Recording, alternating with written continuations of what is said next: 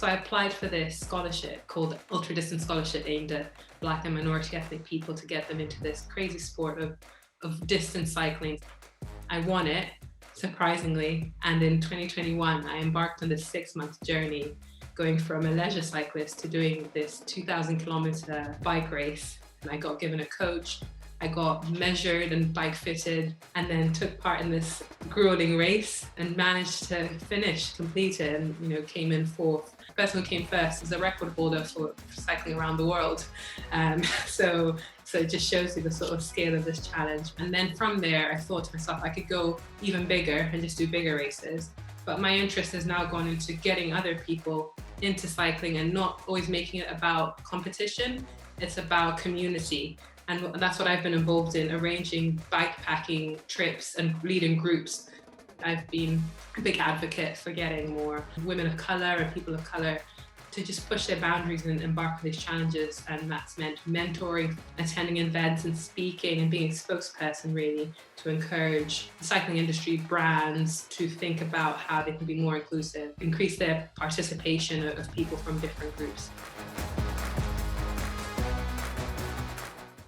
I'm currently working as a paralegal at DAS Law, and then I currently captain RADA Cricket Club women's team.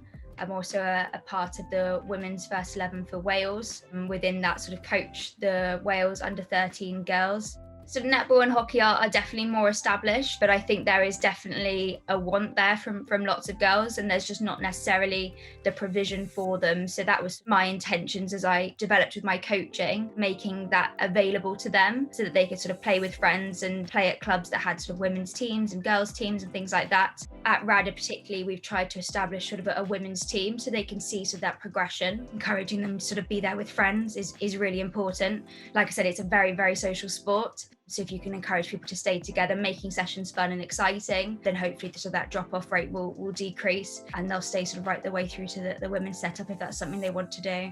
I was very surprised to have been nominated. I'd like to think sort of put in a lot of work into sort of women and girls cricket within the club and within South Wales itself. It's a nice recognition to have had. My job role is an exercise referral professional. I also take a number of different football sessions with different clubs and actively coach within a leisure centre. So the exercise referral role is a unique role as a fitness instructor working with people with different medical conditions. So they get referred to us as part of their prescription and to help maintain mobility, independence, recover from surgery processes with the long-term gain of maintaining independence and returning back to some physical fitness. So for a lot of our customers, we have long-term health conditions and we can help them get around those barriers and continue to do what they always enjoyed, really. Giving you back independence, confidence to go and do what you want to do, feel safe, be part of a group, have that social element. I've been quite blown away by actually being nominated. To know that I've impacted people in a positive way makes it all worthwhile, really. I'm a professional rugby player, captain of Wales. I was one of the first professional players in January. 12 of us got made professional. Before January, we were all juggling full-time jobs and playing full-time. So I was head of rugby at Swansea University. So I was juggling that full-time job, doing 40 hours a week there and trying to play to the best standard I could and captain Wales and lead the girls through this change and process that we've been through as well.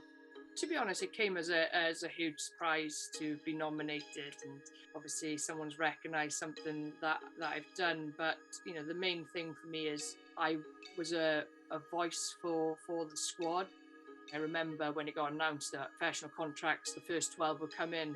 We were training at Cardiff Arms Park at the time, and there was a skills centre there. I remember speaking to the girls, and they were just, these are under 18s girls, and they were like, I'm so excited because now we can aspire to be professional rugby players. We can do this as a job. That was the most significant and magical moment, is what it's doing for younger generations and what they can aspire to be. And that is through the squad speaking up and doing things in the correct way and working with the WRU collectively to make sure something positive happens.